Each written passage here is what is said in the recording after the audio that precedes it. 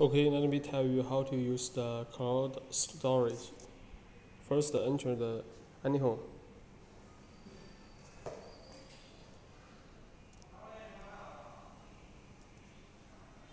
Settings. In the first line, you will see SD card and it refers to 14.56 GB.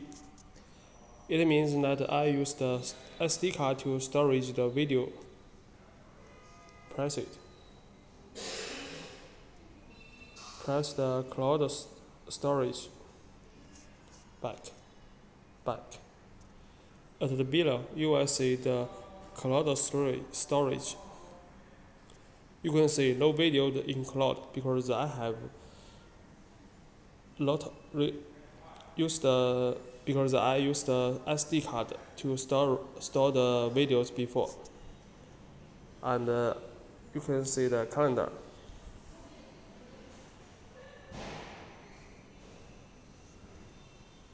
If you use the cloud storage to store the video,